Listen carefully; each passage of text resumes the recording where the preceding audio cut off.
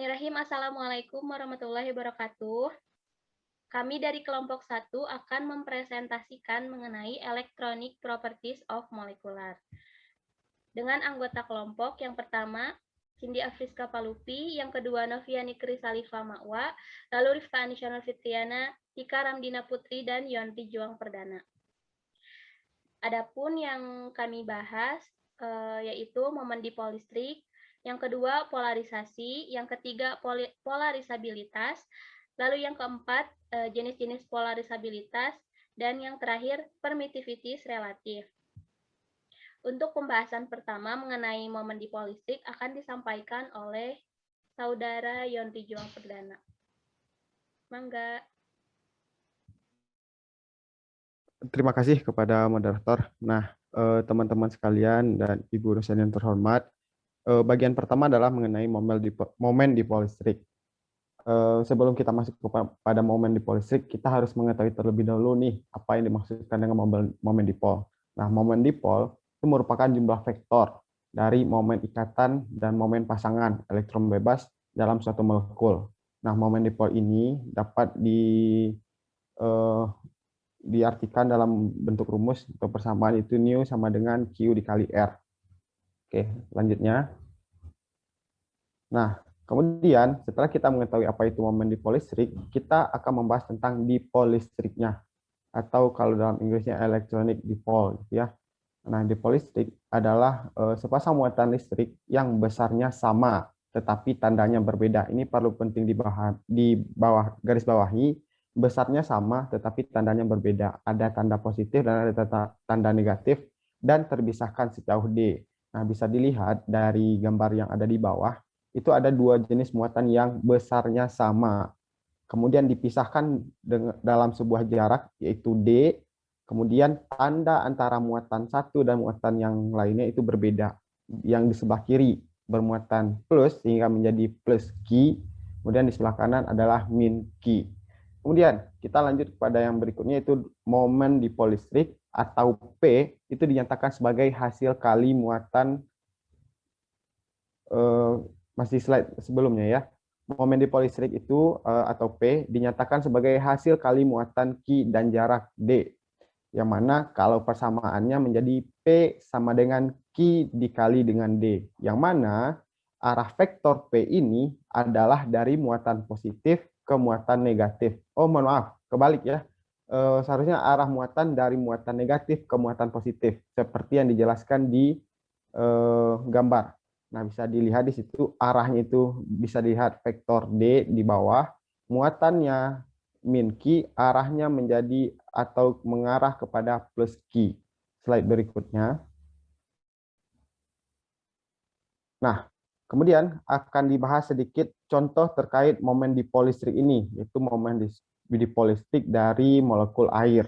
Nah, di sini sudah dipampangkan atau dicantumkan gitu ya, struktur molekul dari air, yaitu H2O. Nah, sudah ditambahkan juga muatan yang ada pada setiap molekul. Nah, bisa dilihat O di sini bermuatan negatif, kemudian H yang ada di kiri, kemudian H yang ada di kanan bermuatan positif. Sehingga karena tadi disebutkan arah vektor dari momen dipol ini dari arah negatif ke arah positif, enggak, momen dipol itu ada dua di sini, momen dipol OH yang ada di sebelah kanan, dan ada momen dipol OH, ikatan O dan H yang ada di sebelah kiri, yang berwarna hitam, kalau bisa dilihat oleh teman-teman semua. Sehingga resultan dari vektor tersebut yang merupakan gambar atau panah berwarna hijau, yang berarti nilai P atau resultan akan efektif ke arah bawah dikarenakan proyeksi yang ada di sebelah kiri yaitu O dan H, dan proyeksi yang di sebelah kanan O dan H juga itu akan saling menghilangkan, sehingga resultan atau jaraknya menjadi ke bawah seperti yang ditunjukkan oleh panah berwarna hijau.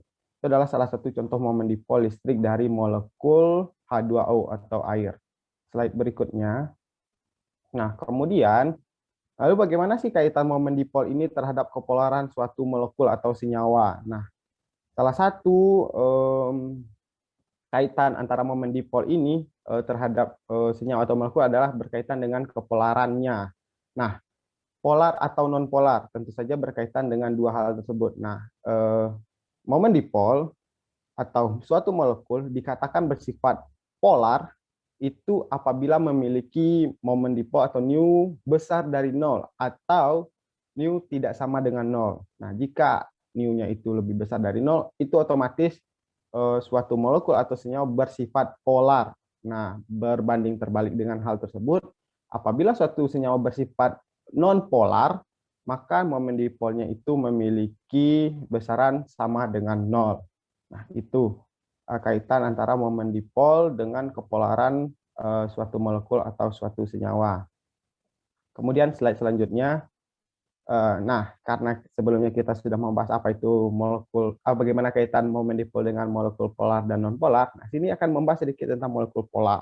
Nah, molekul polar itu adalah molekul dengan momen dipol listrik yang permanen.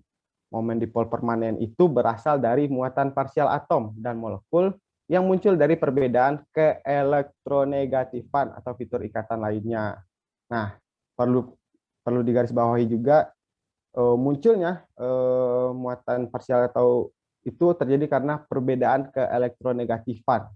Dan momen dipol molekul polar itu diakibatkan karena distribusi elektron ikatannya tidak merata tadi. Maka untuk nilai nu-nya itu besar dari 0 atau sama dengan 0. Kalau persebaran atau distribusi elektron itu merata misalnya, maka nu-nya akan sama dengan 0, sehingga molekulnya bukanlah molekul polar, tapi dikatakan sebagai molekul non-polar atau senyawa non-polar gitu ya. Dan ini yang perlu penting diingat dan harus digarisbawahi adalah momen dipol suatu molekul itu tergantung pada perbedaan keelektronegatifan unsur-unsur yang ada dan perbedaan geometrinya. Suatu molekul itu dapat memiliki ikatan atau dikatakan molekul itu suatu molekul polar apabila memiliki keelektronegatifannya yang berbeda, makanya disebut molekul polar. Sehingga kalau misalnya keelektronegatifannya itu dikatakan sama, nah maka molekul tersebut bukanlah molekul polar, tapi disebut sebagai molekul non-polar. Nah, mungkin cukup sekian penjelasan dari saya, dikembalikan kepada moderator. Baik, terima kasih penjelasannya. Untuk pembahasan selanjutnya mengenai polarisasi yang akan disampaikan oleh Tika ya. Silahkan Tika. Baik, terima kasih moderator. Nah, selanjutnya itu mengenai polarisasi. Sebelumnya mohon maaf jika suaranya terdengar berisik. Nah, polarisasi itu adalah peristiwa penyerapan arah bidang getar gelombang. Jadi, kemana sih molekul-molekul itu terpolarisasi gitu. Dan oleh medan listrik atau yang berorientasi pada arah medannya dijelaskan oleh besaran vektor.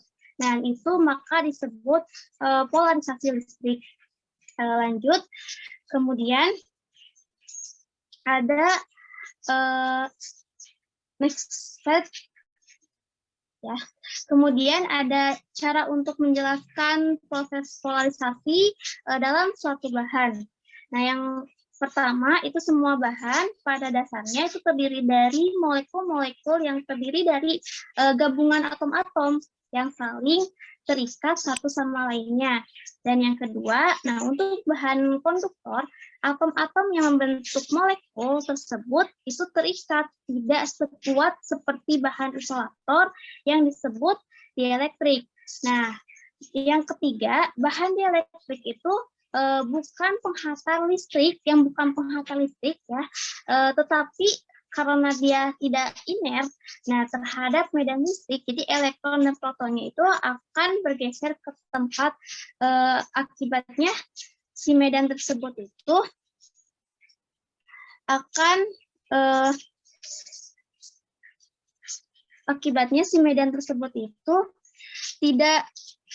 tidak ini akan bergeser ya ke arah yang misalnya gini, contohnya gini.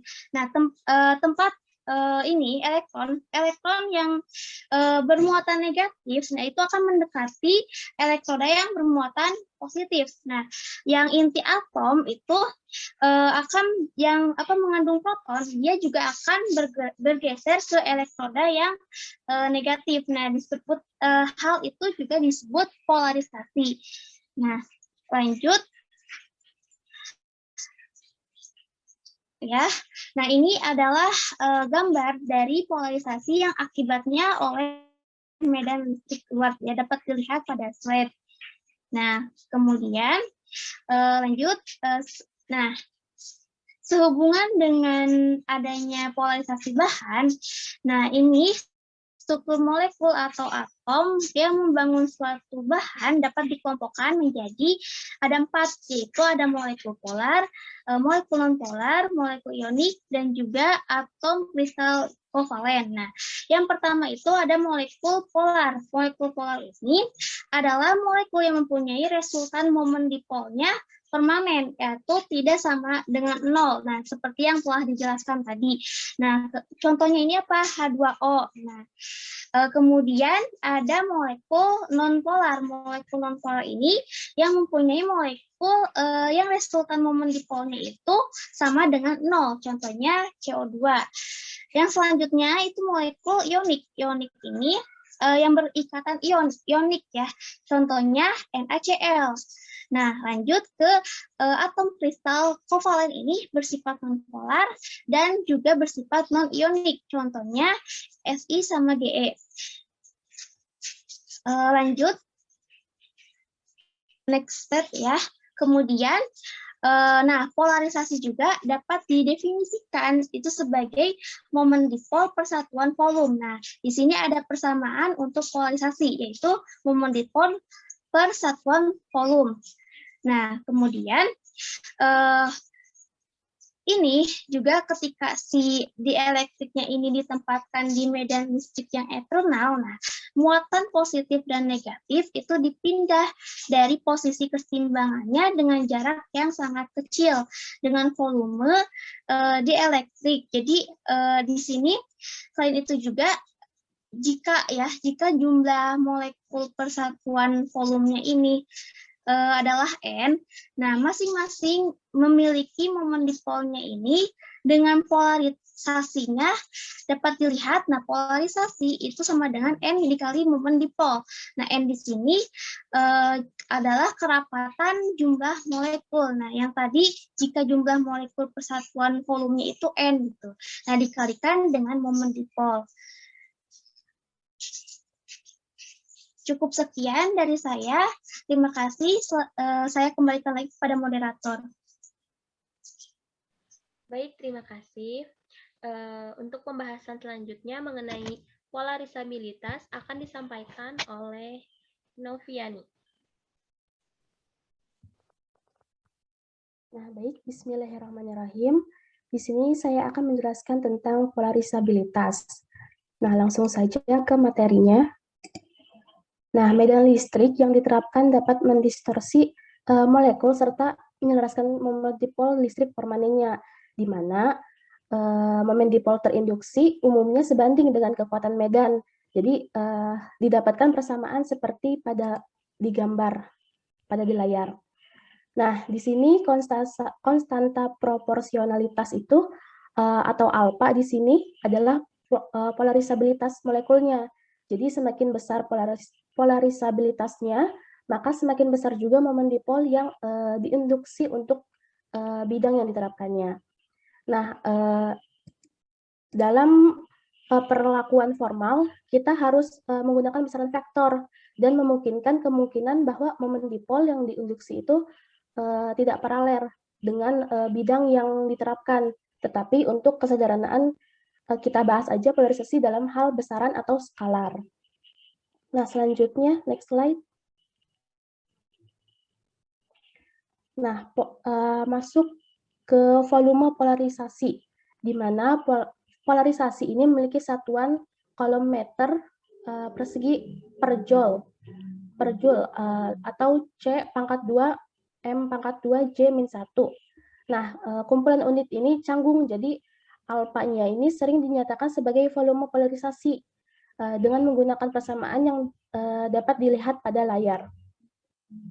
Di mana persamaan ini ada epsilon nolnya. Nah, epsilon nol ini adalah permitivitas vakum. Nah, karena satuan 4 pi epsilon nol ini adalah kolom kuadrat per joule per meter, maka volume polarisasinya memiliki dimensi volume. Nah, volume polarisasi ini juga serupa besarnya dengan volume molekul sebenarnya. Lanjut, next slide. Masuk ke polarisasi pada frekuensi tinggi. Nah, ketika bidang yang diterapkan berubah arah secara perlahan, maka momen dipol ini permanen memiliki waktu untuk reorientasi, di mana molekul ini akan berputar ke arah yang baru dan mengikuti bidang tersebut. Namun, ketika frekuensi medan tinggi, maka molekulnya ini tidak dapat mengubah arahnya yang cepat gitu. Untuk itu mengikuti perubahan arah bidang yang diterapkan, sehingga momen dipol ini tidak memberikan kontribusi pada polarisasi sampelnya. Nah, karena sebuah molekul membutuhkan sekitar 1 ps untuk berputar melalui sekitar 1 radian dalam fluida, jadi hilangnya kontribusi ini terhadap polarisasi terjadi ketika pengukuran dilakukan pada frekuensi yang lebih besar dari sekitar 10⁻11 Hz. Nah, jadi kita katakan bahwa polarisasi ini polarisasi orientasi ini polarisasi yang timbul dari momen dipol permanen dan hilang pada frekuensi tinggi. Nah, kontribusinya pada polarisasi yang akan hilang saat frekuensinya dinaikkan, yaitu pada polarisasi distorsi, di mana polarisasi ini yang muncul dari polarisasi distorsi ini yang muncul yaitu posisi inti oleh bidang yang diterapkan. Jadi pada saat molekul dibelokkan atau direnggangkan oleh bidang yang diterapkan dan momen dipolnya ini molekulnya berubah. Dan juga waktu yang dibutuhkan molekul untuk membengkok kira-kira kebalikan dari frekuensi getaran molekulnya. Sehingga polarisasi distorsinya menghilang ketika frekuensi radiasinya dinaikkan melalui inframerah. Nah, hilangnya polarisasi ini terjadi secara bertahap. Nah, jadi setiap tahapnya ini berurutan, terjadi saat frekuensi kejadian naik di atas frekuensi yang model getarannya tertentu. Jadi, pada frekuensi yang lebih tinggi, di wilayah yang terlihat hanya elektron yang cukup bergerak untuk merespon arah bidang yang diterapkan yang berubah dengan cepat. Nah, sehingga polarisasi yang tersisa itu sepenuhnya disebabkan oleh distorsi distribusi elektron dan kontribusi yang bertahan terhadap polarisasi molekul atau disebut juga polarisasi elektronik. Mungkin cukup sekian, saya kembalikan kepada moderator. Oke, terima kasih kepada Noviani yang telah menjelaskan mengenai polarisasi ya. Untuk pembahasan selanjutnya mengenai jenis-jenis polarisabilitas akan disampaikan oleh Cindy Afriska Falupi. Silahkan. Apakah kedengeran? Kedengeran. Selanjutnya, teman-teman, di sini saya akan menjelaskan mengenai jenis polarisabilitas berdasarkan jenis molekul atau atom dan juga perilakunya saat dikenakan oleh medan. Next slide. Yang pertama itu ada polarisasi elektronik, yang mana polarisasi elektronik ini pada atom netral, polarisasi elektronik terdiri dari polarisasi elektronik statis dan juga polarisasi elektronik bolak-balik. Jadi polarisasi elektronik ini dibagi menjadi 2 jenis. Yang pertama elektronik statis, yang kedua elektronik bolak-balik. Kemudian karena si medan ini berukuran kecil, maka elektron-elektron memiliki frekuensi alami yang sangat tinggi, yaitu kurang lebih sekitar 10⁻16 Hz pada saat elektron tersebut membentuk gelombang tegaknya di sekeliling atom-atom itu. Nah, dengan demikian, polarisasi ini dapat terjadi tidak hanya dalam rangkaian 60 Hz dan juga pada frekuensi radio, tetapi juga sebagai tanggapan terhadap frekuensi cahaya. Jadi biasanya itu digunakan dalam frekuensi cahaya sekitar 10⁻15 Hz. Nah, di sini ada gambar polarisasi akibat adanya medan listrik dengan mekanisme elektrik.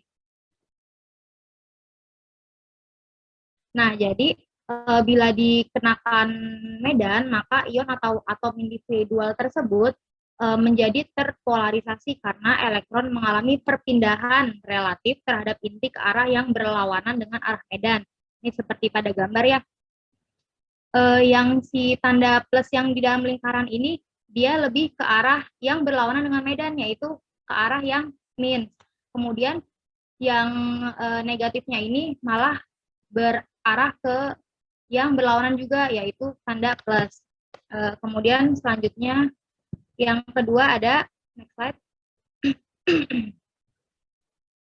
Yang kedua ada polarisasi ionik.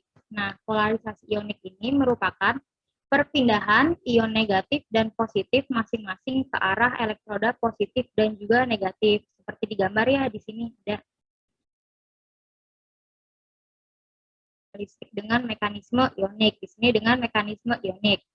Kemudian, karena lebih masif elektronnya, maka ion-ion itu akan terpolarisasi lebih lambat. Polarisasi ionik hanya terjadi pada frekuensi yang maksimumnya sekitar 10⁻13 Hz. Jadi polarisasi ionik itu di bawah dari si polarisasi elektronik tadi ya. Frekuensinya di bawah dari polarisasi elektronik, yaitu 10⁻13 Hz saja. Nah, nilai ini berada di bawah frekuensi cahaya. Cahaya tampak, kalau yang tadi kan cahaya tampak itu 10⁻15. Nah, ini hanya mampu sampai sekitar 10⁻13 Hz saja. Kemudian oleh sebab itu cahaya dating tidak akan menghasilkan polarisasi ionik. Kemudian slide selanjutnya yaitu polarisasi molekuler. Yang mana polarisasi molekuler ini terjadi apabila molekul-molekul polar berada dalam suatu medan listrik. Kemudian pada molekul polar, pusat gravitasi untuk muatan negatif tidak berintit. Polarisasi molekular adalah polarisasi yang permanen karena polarisasi ini sejak awal memang sudah ada dalam struktur molekuler. Semua dipol ini dapat dibuat searah dengan arah medannya. Kemudian frekuensi dari si polarisasi molekuler ini selalu lebih rendah daripada frekuensi untuk polarisasi elektronik maupun polarisasi ionik. Jadi di bawah dari 10⁻⁻15 dan juga di bawah dari 10⁻13, mohon maaf, 10⁻15. Nah, di sini ada gambarnya nih, polarisasi akibat adanya medan listrik dengan mekanisme molekuler. Mungkin segitu saja yang bisa saya sampaikan mengenai jenis-jenis polarisasi. Selanjutnya saya kembalikan lagi kepada moderator.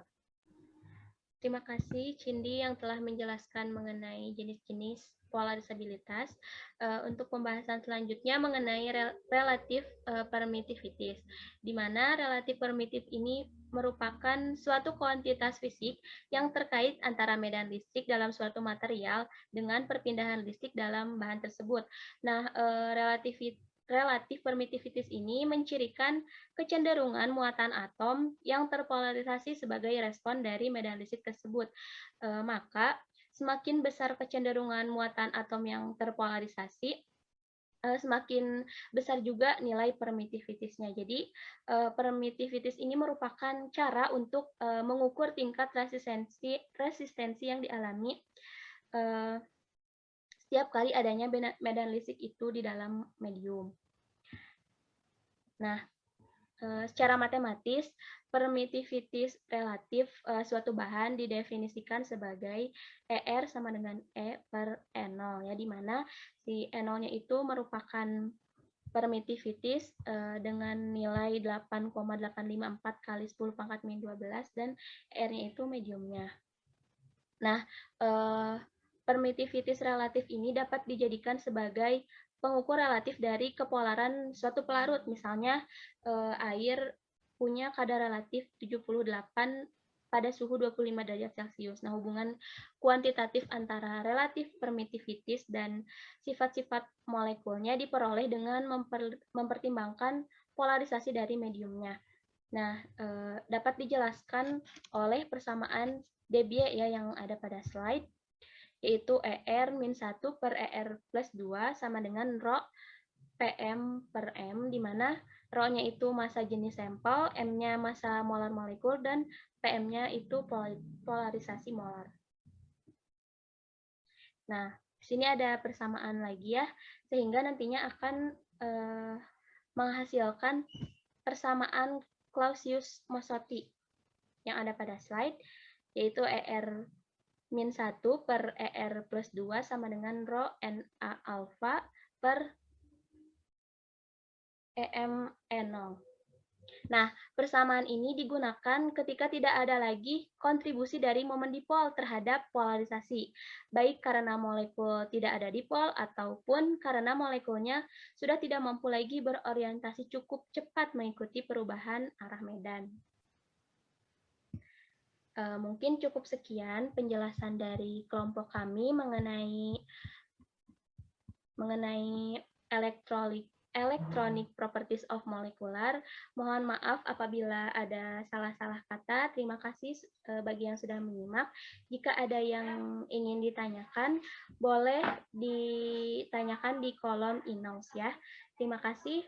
Wassalamualaikum warahmatullahi wabarakatuh.